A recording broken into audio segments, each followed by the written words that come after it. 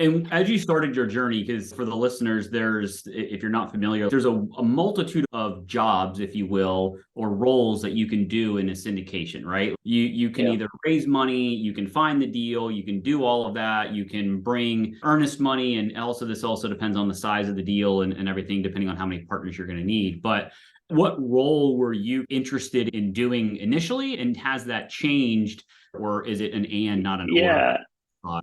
There's a lot of ands no matter what, but I would say my niche now is capital raising, and I fell into that. I didn't plan. My plan as an introverted engineer was to be more underwriting slash due diligence inspections, Yeah. especially if I was the guy, the boots on the ground. I could do the property management. Um, and I enjoyed it because I like to build things, and if I can build a big deck on my house, I have a good sense of what it takes to renovate and general contracting stuff. Yeah. But that didn't pan out. Now here I am as a capital raiser. So as a W-2 worker working part-time as a syndicator, capital raising actually worked out really well because I could work nights and weekends. Yep. I didn't have to travel. Well, travel was very minimal. It's just something you can do at your desk. And it turns out I was good at it.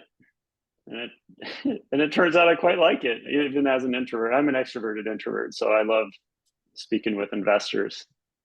Yeah, and I think it's one of those things. I feel like I'm very similar in being an introvert, but if I'm around people that are, talking about fun, cool things, I'm definitely willing to participate in the conversation. And when you start to get into the real estate game, it becomes infectious and you want to talk about it more and more. And so I guess, how did that initial raise go for you? I don't care about the dollars. Asking or presenting deals to people, for me at least, I felt awkward because Oh nobody yeah. knew me as a real estate person. I've like you had one career path, right? You were an aerospace engineer. I was in recruiting. Everybody knew me as a recruiter, not like this real estate person. So how did you get over that initial awkwardness or uncomfortability to go to people, whether you knew them or didn't, and say, hey, here's a deal that could be interesting for you if you want to invest? God, it's super awkward, especially with no classic sales training. You just got to put in the reps. To be honest, there's no way about it other than to go into it. I would highly recommend though, and I just did this at the beginning of the year. I went and got a sales coach, which was Mm. probably the most impactful thing I could have done because I guess society has taught us what sales looks and smells like. And if you take what society, you get the used cars salesman type of thing. And and I didn't like that. So the way I approached it was, I'm going to educate.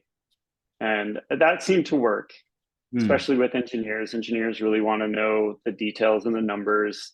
So that worked for the most part. But once I educated myself on actual sales tactics that aren't salesy and really understanding the mindset of what a potential investor is looking for, it's a total game changer.